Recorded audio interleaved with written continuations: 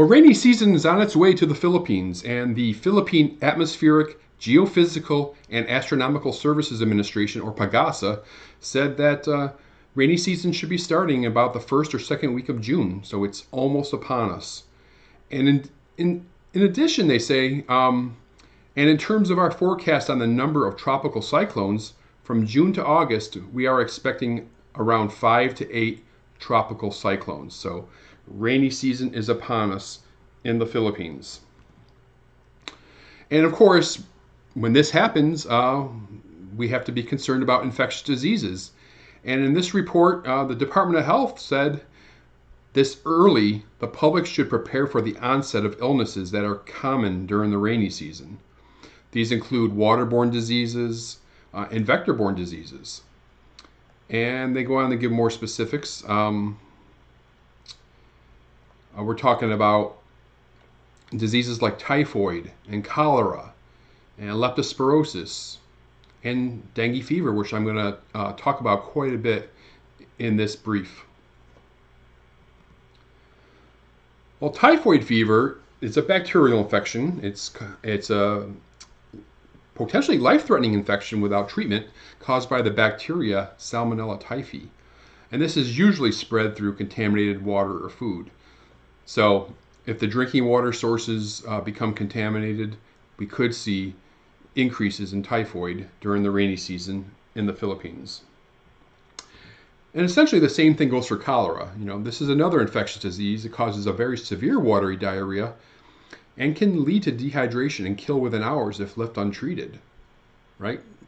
The toxin that's produced by the Vibrio cholera bacteria, if you have that, it can you can give up your whole body weight in fluid in just a matter of days. So it's an incredibly dangerous disease due to massive dehydration. Then there's leptospirosis. This is a disease that we often see in the Philippines after flooding. And people go out in the flood water and the rats are out there and the bacteria infects people when they go through these floodwaters. So leptospirosis is an infection in rodents. And rodents are implicated most often in human cases. The infection in man is contracted through skin abrasions and the mucosa of the nose, mouth, and eyes. Exposure through water contaminated by urine from the infected animals is the most common route. And in the Philippines and other countries, the outdoor and agricultural workers, the people that are farming in the rice paddies and so forth, are particularly at risk because it is a recreational, and it's also a recreational hazard for those that are swimming and wading in those contaminated waters. And they had a big outbreak of leptospirosis last year, and I interviewed Dr. Ted Herbosa over in Manila to talk about that outbreak, and I will link to it down in the show notes page below the video.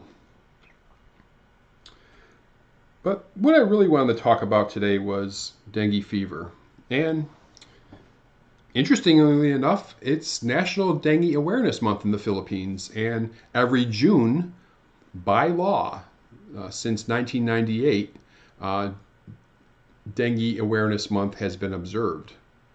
And they say dengue has been considered by the DOH as an all-year-round disease, which rises in incidence during the rainy season due to the presence of more breeding places for disease-causing Aedes aegypti type mosquitoes. And what's kind of scary about that is the Philippines has already been ravaged by dengue fever early this year. From the beginning of the year until May 18th, they have seen a cumulative number of cases at 77,040, including 328 fatalities. And this compares to 41,000 cases and 220 fatalities during the same period in 2018. So already we're seeing very, very high numbers of dengue in the Philippines. And rainy season is days, maybe a week away.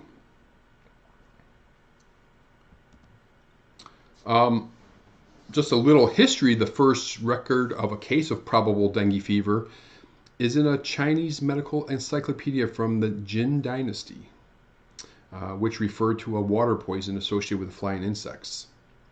The first recognized dengue epidemics occurred almost simultaneously in Asia, Africa, and North America in the 1780s. The first confirmed case report dates from 1789 is by Benjamin Rush, who coined the term breakbone fever because of the symptoms of myalgia and arthralgia. And just a little bit more history. The first epidemic of dengue hemorrhagic fever, which we're going to talk about in a moment, was described in Southeast Asia in Manila in 1953. So after that, outbreaks were reported more commonly. In the 1950s, 9 countries reported dengue outbreaks. And now it's very commonplace throughout much of the world. And let me just go briefly through dengue fever and the more serious dengue hemorrhagic dengue shock syndrome. In dengue fever, it's of course a mosquito-borne virus. It manifests as sudden onset of severe headache, chills, and pain upon moving the eyes and low backache. Painful aching in the legs and joints occurs during the first hours of illness. And you can have a pretty high fever up to 40 degrees C and some other symptoms. So recognition of dengue fever, sudden onset of high fever, severe headache, pain behind the eyes, which worsens with eye movement, body aches and joint pains, and nausea and vomiting. And it's important to note that dengue fever infections are sometimes confused with related infections like chikungunya. So sometimes it's hard to differentiate the two. Then there's dengue hemorrhagic fever, and this is dengue fever viruses. There's 4 that are routinely talked about. Not long ago, there was a 5th serotype identified, but typically when you see literature, they're still just talking about dengue 1 through 4. And dengue hemorrhagic fever happens primarily because in somebody who's already had dengue fever, so you're going to have lifelong immunity to that initial strain. But if you get infected with a second different strain, that's when you have the more serious dengue hemorrhagic fever. Dengue hemorrhagic fever is a potentially deadly complication with symptoms similar to those of dengue fever, but after several days, the patient becomes irritable, restless, and sweaty.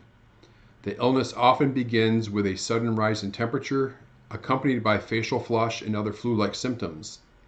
The fever usually continues for 2 to 7 days and can be as high as 41 degrees C, possibly with convulsions and other complications.